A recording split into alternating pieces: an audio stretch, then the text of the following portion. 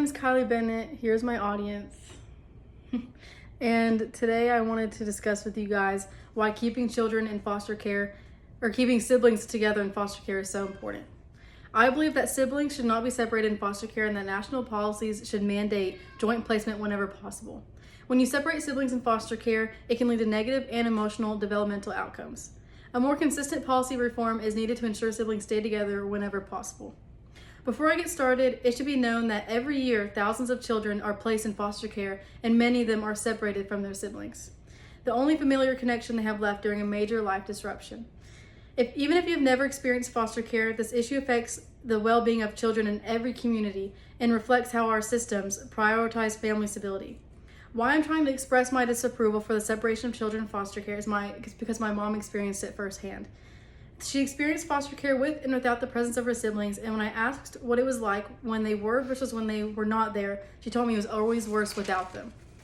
Hearing her story is what encouraged me to research ways to prevent this from happening so often. First, I want to discuss the positive effects of keeping siblings together in foster care. According to the U.S. Department of Health and Human Services, roughly 65% of children in foster care have at least one sibling also in the care, yet many of them are placed separately.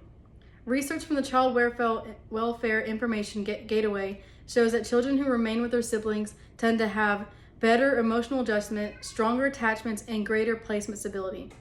When you separate siblings, it can increase the risk of anxiety, loneliness, and difficulty of trusting adults. Hearing my mom's story helped me understand that siblings often serve as each other's main source of comfort and familiarity when everything changes. When that bond is broken, the emotional impact can last for beyond childhood. Even though it's clear that keeping children together benefits them, separation still happens too often. Next, I wanted to explain why sibling separation continues to happen despite existing policies. Did you know that the Fostering Connections to Success and Increasing Adoptions Act of 2008 encourages sibling placement but doesn't require it in every situation? Each state has different interpretations of the law, leading to inconsistent enforcement. A challenge within the system is that many foster homes simply don't have enough space or resources to take multiple children.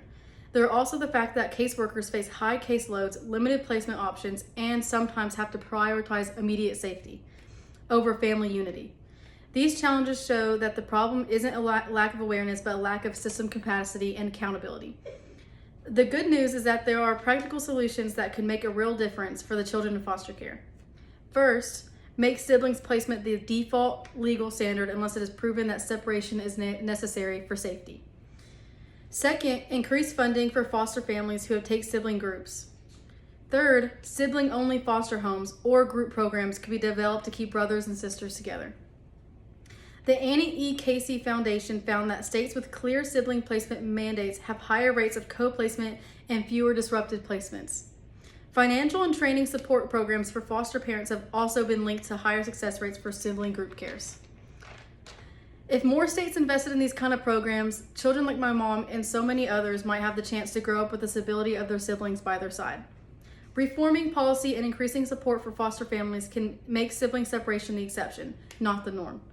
Some of the most important points to take from my speech today is how sibling separation harms children, why it continues despite the current policies, and what can be done to fix it.